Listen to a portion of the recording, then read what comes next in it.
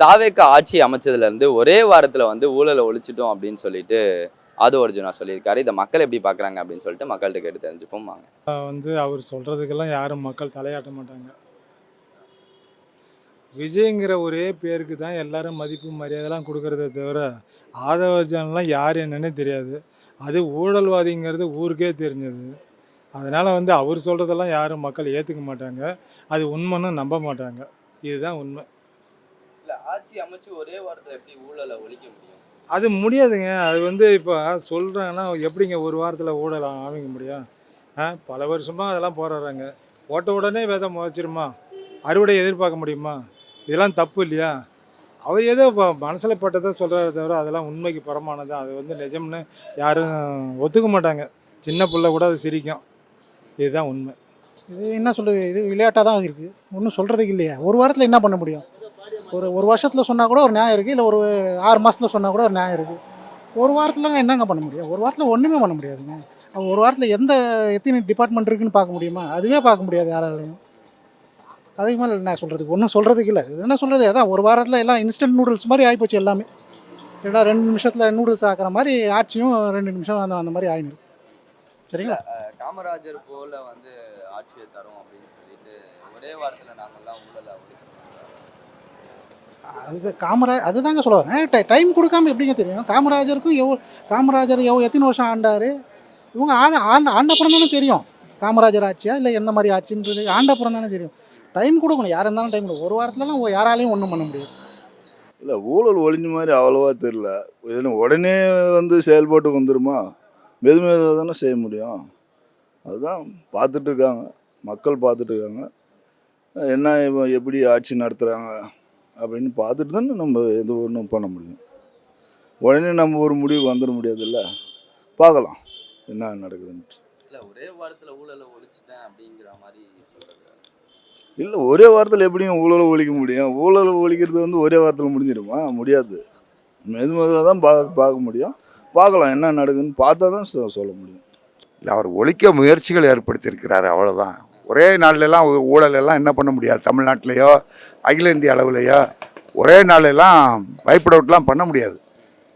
கீழே கிராம நிர்வாக அலுவலகத்தில் ஆரம்பித்து கோட்டை வரைக்கும் சுத்தப்படுத்த வேண்டிய விஷயங்கள் நிறைய இருக்குது. அதில் எல்லாம் சுத்தப்படுத்தப்படணும். பார்த்திங்கன்னா காவல்துறை தூய்மையாக ஆக்கப்பட்டு விட்டது அப்படின்னு சொல்லப்படக்கூடிய நிலைமை உருவாக்கணும். அதுக்கு பிறகு வருவாய்த்துறை தூய்மைப்படுத்தப்பட்டு விட்டது அப்படின்னு சொல்லப்படணும்.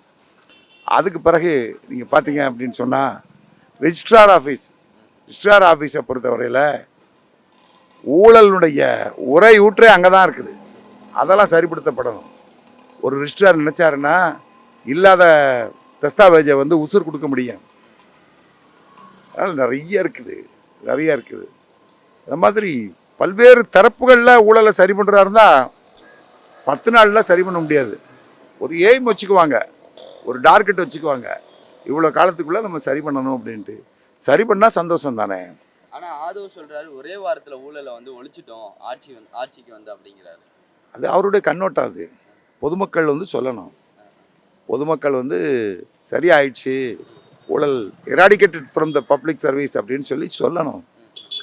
ஏன்னா கவர்மெண்ட் சர்வீஸ்லேருந்து ஊழலே இல்லாமல் ஆக்கி விட்டோன்னு பொதுமக்கள் சந்தோஷப்படுற அன்னைக்கு சந்தோஷப்படுவாங்க. இருக்கிறதுக்கு அவங்க என்ன சொல்லுவாங்க பாரு, இல்லாத ஊருக்கு போகிற பஸ்ஸு கதை. ஊழலை ஒழிச்சிட்டு இவங்க சொல்கிறாங்க. இன்னும் அதான் சொல்லலாம், 6 மாதம் ஆட்சி எப்படி இருக்கணும்னு எல்லாம் எதிர்கட்சியை பார்க்கணுன்றாங்க. 5 வருஷம் இன்னும் ஆட்சி. ஒரு மாதத்தில் ஊழலை ஒழிச்சோன்னா இவர் நான் அண்ணா ஆசாரியாவா இல்லை என்ன சொல்கிறது, கையில் கரைப்படையத காமராஜரா? ஃபஸ்ட்டு லாட்ரி எத்தனை வர குடும்பம் இவங்களெல்லாம் போய் சொல்லலாமா? லாட்ரி கல்ச்சரை யார் ஒழிச்சாங்க? கடந்த 2001 2006 வரைக்கும் முதலமைச்சர் அம்மையார் ஜெயலலிதா லாட்ரி சீட்டால் பல குடும்பங்கள் நடுத்தரவில் நிற்குது. சூது விளையாடக்கூடாது, இதால் நிறைய பிரச்சனைன்னு லாட்ரியை ஒழிச்சாங்க, திருட்டி விசிடி ஒழிச்சாங்க. ஆனால் திரும்பவும் லாட்ரி கல்ச்சரை கொண்டு வரேன்னு தமிழ்நாட்டில் வர்றது ஆதவ அர்ஜுனாவோட முதல் வேலை. ஃபஸ்ட்டு அவர் காலில் இருக்கிற ஸ்கேட்டிங் ரோலரை போய் கைட்ட சொல்லுங்கள். திருமாவளவன் கூட இருந்தார், அவரை கெடுத்து விட்டு வந்தார். டிஎம்கேக்கு வேலை பார்க்குறேன்னு இங்கே இவருடைய பல லீலைகள் தெரிஞ்சு இங்கேருந்து துரத்தி விட்டாங்க. இப்போ விஜய் கூட போய்க்கிறாரு. இதானே ஊழலை ஒழிக்கணும்? நான் இவங்க கடவுளா? எல்லா இதுலேயும் சரி எல்லாரும் கை நீட்டாதவங்கள யாரும் இல்லை, எங்கேயுமே எதுவுமே நடக்காதே இல்லை. ஊழல் நடக்காதது எங்கே இருக்குதுன்னு சொல்ல முடியுமா?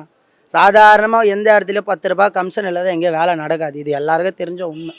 வெளிப்படையாக அதாவது மறைமுகமாக அது நடக்கிறது. இவர் ஊழலை ஒழிச்சிட்டாரா, சரி அதனால் அவருக்கு வந்து வள்ளுவர் கோட்டத்து பக்கத்தில் ஊழலை ஒழிச்ச ஒரு உத்தமர்னு அவருக்கு செலவு வச்சிருக்கு.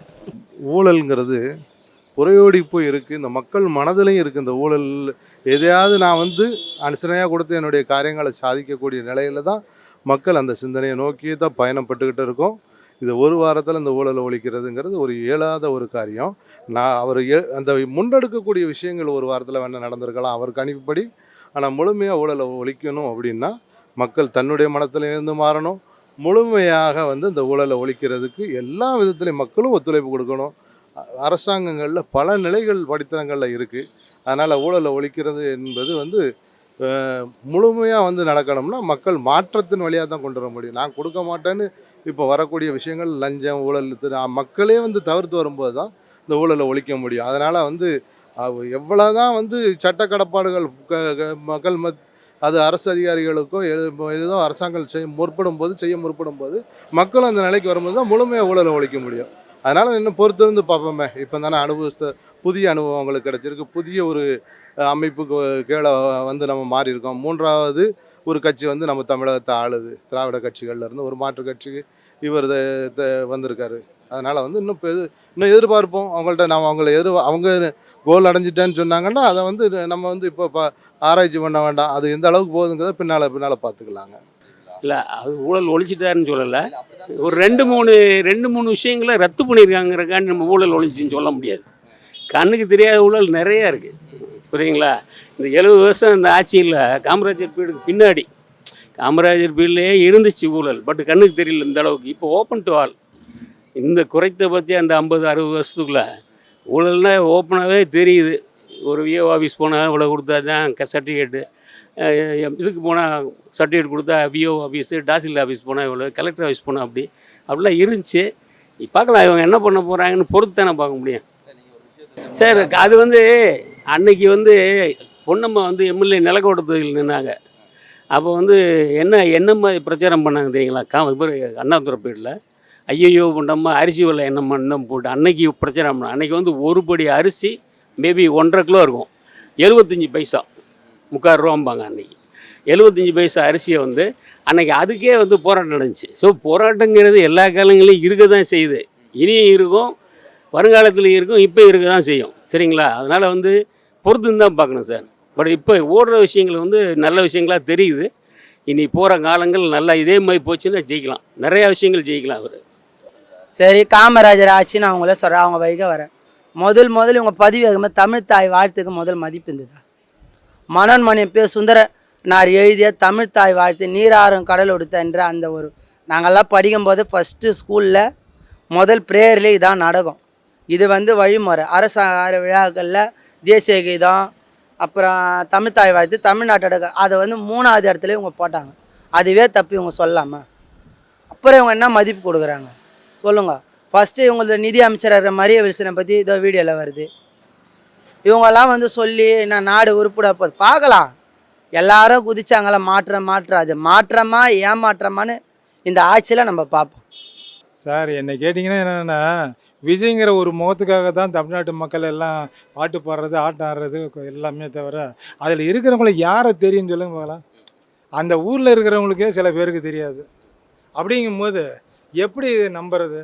ஏதோ நம்புகிறோம். யார் ஏதாவது ஒன்று சொன்னால் அவர் தான் சொல்கிறாரு, எந்த இடத்துல எது தவறு நடந்தாலும் எங்களுக்கு நேரடியாக புகார் அளிக்கலாம், அதுக்குன்னு நம்பர்லாம் கொடுத்துருக்கேன் அப்படின்றாங்க.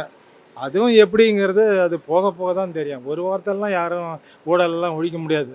அப்படி பார்த்தாக்கா 70 வருஷமாக ஆண்ட அரசியல் இருக்குது, 50 வருஷமாக ஆண்ட அரசியல்லாம் இருக்குது. ஏன் அப்போல்லாம் இவங்களாம் எங்கே போனாங்க? அந்த அரசியல் வாழ்க்கையில் தானே, அதில் தானே இவங்களும் வாழ்ந்துட்டு வந்தாங்க. ஏன் தெரியாதா?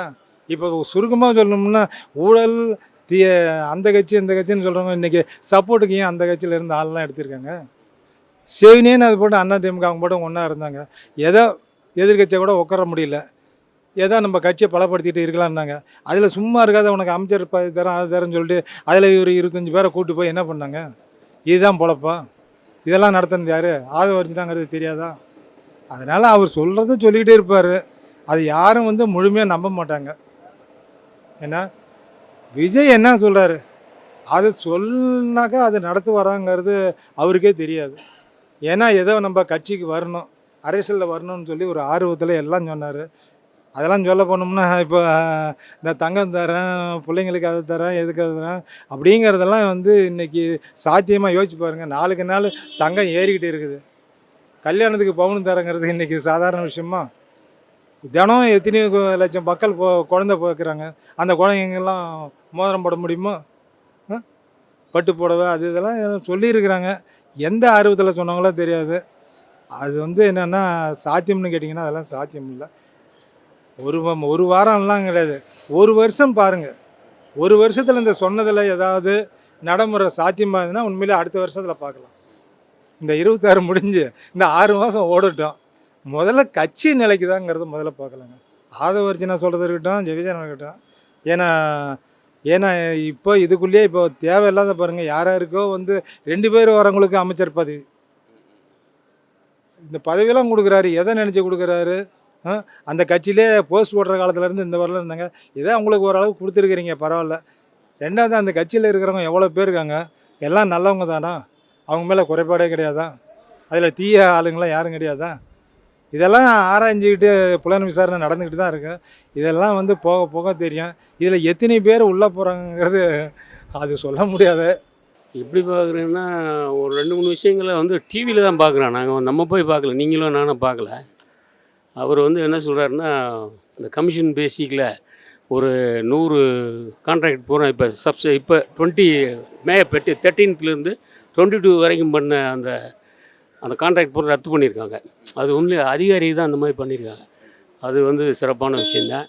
அதே மாதிரி வந்து இந்த காலையில் ஒரு நியூஸ் பார்த்தேனே, இந்த பழைய கான்ட்ராக்ட்லாம் இருக்குது பார்த்தீங்களா, மணல் கான்ட்ராக்டு, குவாரிகள், அது பூராத்தையும் பிளாக் பண்ணியிருக்காங்க.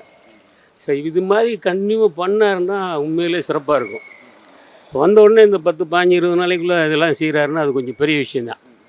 பட் வித்தவுட் எந்த அனுபவம் இல்லாமல் ஒருத்தர் வந்து சினிமாவில் துறையில் இருந்துட்டு திடீர்னு வந்து இந்த மாதிரி செய்யணுங்கிறது வந்து பெரிய விஷயம். என்னென்னா, ஒரு நல்ல அஃபீஷியல் கூட வச்சுக்கிட்டாருன்னா ரொம்ப பெஸ்ட். ஐஏஎஸ், ஐபிஎஸ் தேவையில்லை, ஐஏஎஸ் வச்சுக்கிட்டாருனாலே போதும். வச்சுக்கிட்டாங்கன்னா அவங்க அட்வைஸு, இவருடைய சுயமான அறிவு பயன்படுத்துகிறாருன்னா சக்ஸஸ் ஆகிடுவார்.